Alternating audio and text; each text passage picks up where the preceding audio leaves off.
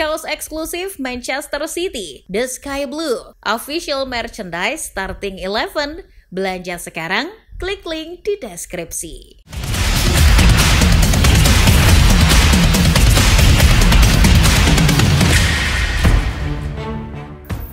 Dan diriku bukanlah aku tanpa kamu tuk memelukku.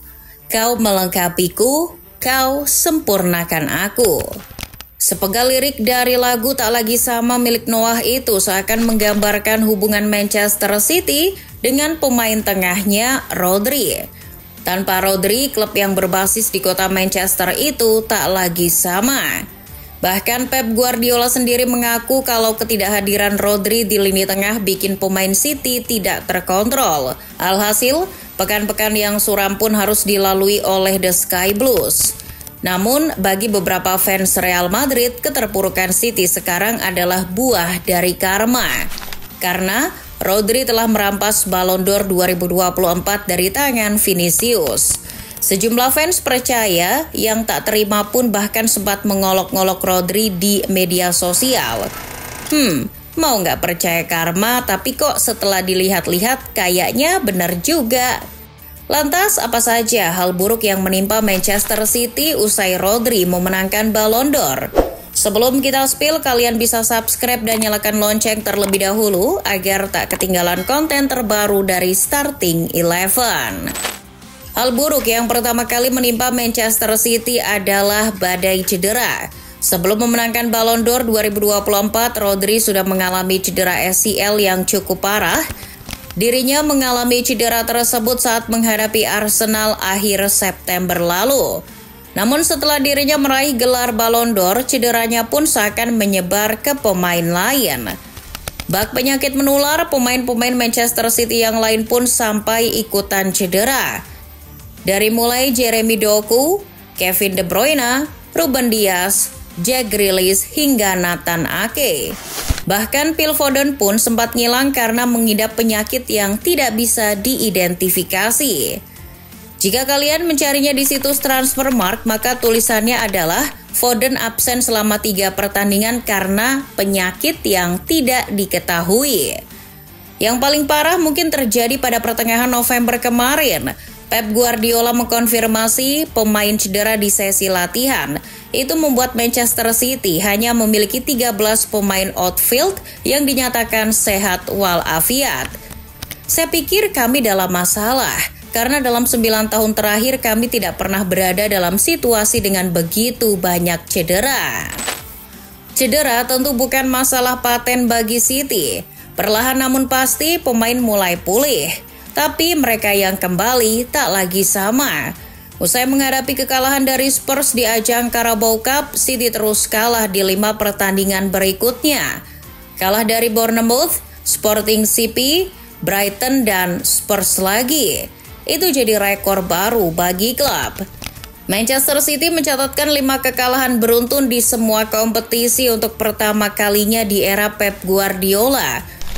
Sedangkan kekalahan 2-0 dari Liverpool awal Desember kemarin adalah kekalahan keempat secara beruntun pertama di Premier League.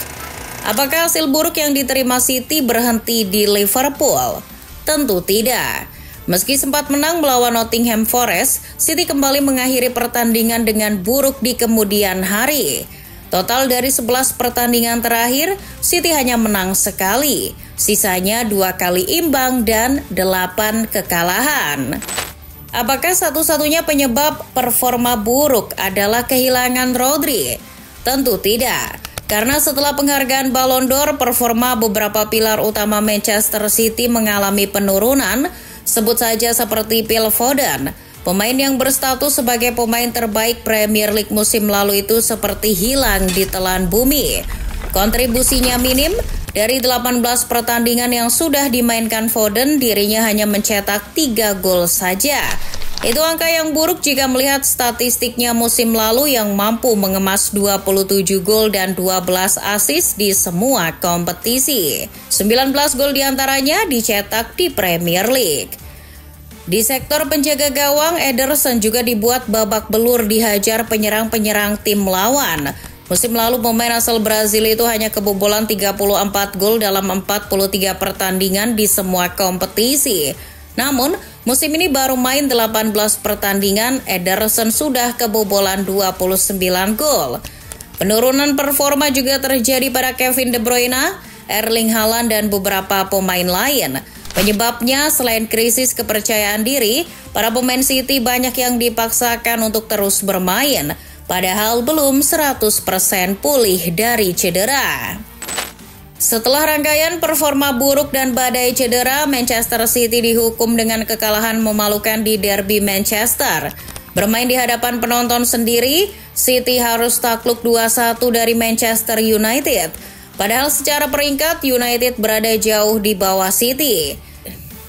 The Sky Blue sebetulnya berhasil unggul lebih dulu melalui tindakan Josko Gvardiol. Andre Onana bahkan dibuat melongo oleh arah bola Gvardiol yang tak ketebak. Namun, babak kedua murni jadi milik Manchester United. Skuad asuhan Ruben Amorim berhasil mengurung pertahanan City dengan penguasaan bola. City dipaksa terus bertahan hingga akhirnya United berbalik unggul 2-1. Di penghujung laga, menariknya United hanya butuh 115 detik untuk mencetak 2 gol. Pemain City saat itu, Bernardo Silva, bahkan sampai tak kuasa menahan malu dengan performa tim. Dirinya merasa tim bermain seperti Manchester City U15. Serangkaian hasil di luar prediksi bikin sang pelatih Pep Guardiola stres. Beberapa kali Pep Guardiola muncul di hadapan kamera dengan keadaan wajah dan kepala yang luka-luka. Dirinya pun tak malu untuk mengakui bahwa luka itu disebabkan oleh tangannya sendiri. My finger, yeah. I wanna hurt myself, yeah. Dalam ilmu psikologi, kegiatan melukai diri sendiri disebut self-harm. Tindakan tersebut dapat berupa melukai tubuh dengan benda tajam atau benda tumpul, seperti menyayat atau membakar kulit, memukul tembok, membenturkan kepala, menggigit diri sendiri, dan mencabut rambut. Karena Pep nggak punya rambut, jadi menyayat-nyayat wajah jadi pilihannya. Menurut Halo Dokter, tindakan ini merupakan salah satu bentuk gangguan perilaku yang berkaitan dengan sejumlah penyakit kejiwaan. Takutnya, situasi sulit Manchester City bikin kejiwaan Pep terganggu. Soalnya kemarin kita sempat dikejutkan dengan video viral. Dalam video tersebut Pep hampir saja baku pukul sama salah satu fans rival yang mengejeknya di pinggir jalan.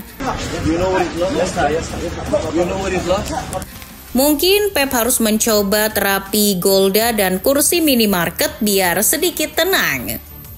Di luar lapangan pun City tetap sial. Bukannya makin dimudahkan, City justru dipersulit saat menghadapi tuduhan pelanggaran laporan keuangan.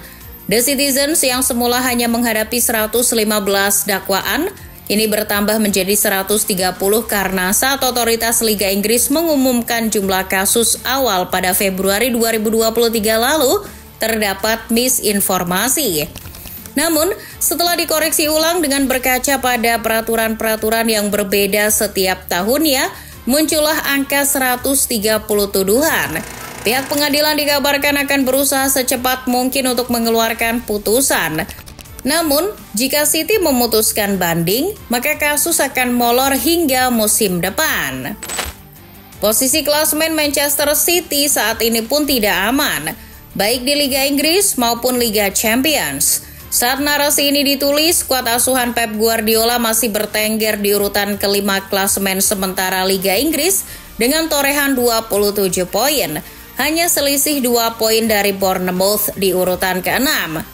The Cherries yang musim ini dikenal sebagai The Giant Killer karena telah mengalahkan Manchester City, Spurs, dan Arsenal, siap mengancam posisi City.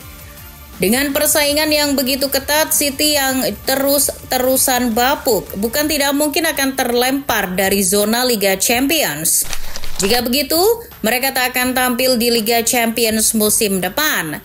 Itu jadi yang pertama sejak kehadiran Pep Guardiola di Etihad Stadium.